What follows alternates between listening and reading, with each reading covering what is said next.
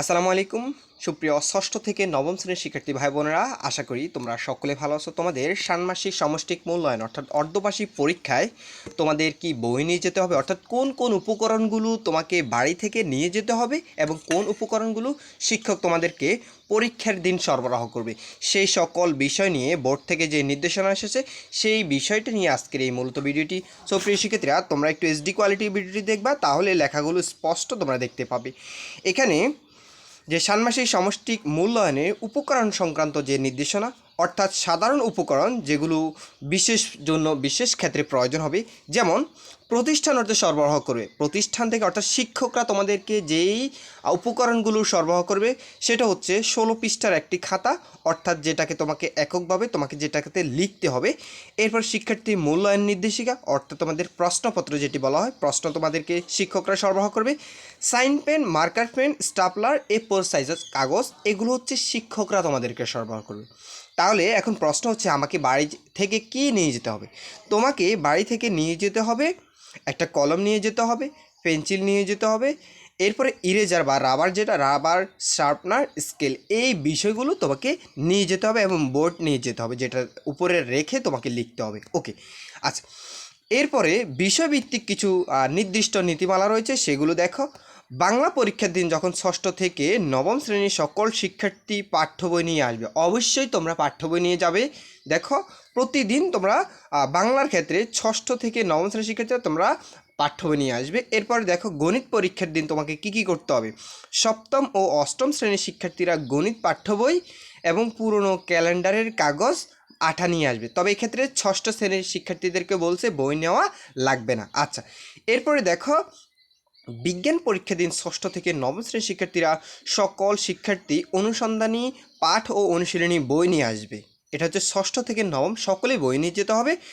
ইতিহাস ও সামাজিক বিজ্ঞান, এখানে ষষ্ঠ থেকে অষ্টম ও নবম শ্রেণীর শিক্ষার্থীরা পাঠ্যপুস্তক নিয়ে আসবে।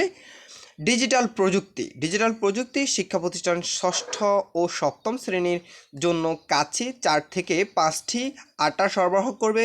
অষ্টম ও নবম শ্রেণীর জন্য ইন্টারনেট সংযোগ কম্পিউটার ব্যবস্থা করবে। যদি থাকে, ষষ্ঠ শ্রেণীর শিক্ষার্থীরা খালি ক্যালেন্ডারের পাতা, অনুরূপ শক্ত কাগজ, পুরানো ফেলে দেওয়া কাগজ বক্স নিয়ে আসবে। অর্থাৎ তোমরা যেটা নিয়ে আসবে সেটা হচ্ছে ক্যালেন্ডারের পাতা, এরপরে পুরনো ফেলে দেওয়া কাগজের বক্স নিয়ে আসবে, যেমন কার্টন আমরা দেখি সেগুলো।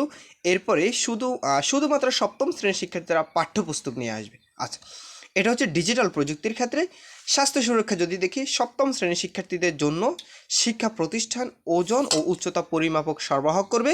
এটা শিক্ষা প্রতিষ্ঠান সরবরাহ করবে তোমাদেরকে, অর্থাৎ ওজন ও উচ্চতা পরিমাপের জন্য যে কাজগুলো আসবে সেগুলো শিক্ষকরাই তোমাদেরকে সরবরাহ করবে।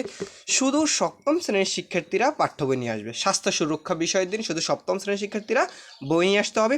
ইসলাম শিক্ষা বিষয়ে সপ্তম শ্রেণীর শিক্ষার্থীদের পাঠ্যপুস্তক নিয়ে আসবে।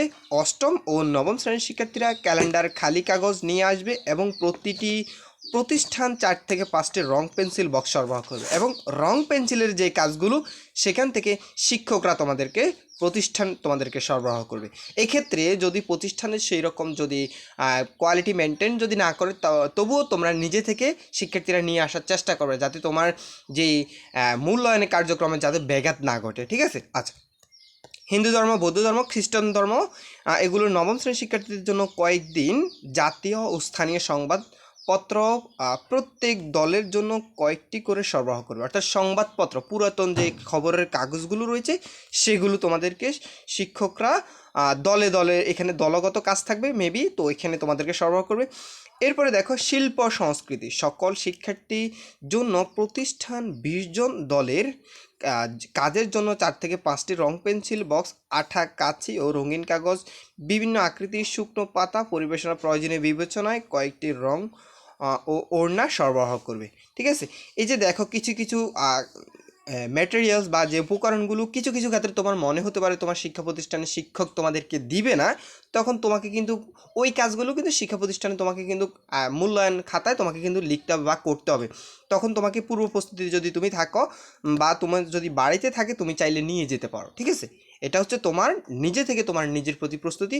তো প্রিয় শিক্ষিতরা, তোমাদের এখানে যে কোনো বিষয় যদি জানার থাকে অবশ্যই কমেন্ট করে জানাতে পারো, ইনশাল্লাহ আমি প্রত্যুত্তর করার চেষ্টা করব। আর তোমাদের সবার প্রতি রিকোয়েস্ট থাকবে ভিডিওটি অবশ্যই একটা লাইক করে দিবা, যারা চ্যানেলটি এখন পর্যন্ত সাবস্ক্রাইব করেনি প্লিজ সাবস্ক্রাইব করে দিও। আর ধন্যবাদ সবাইকে।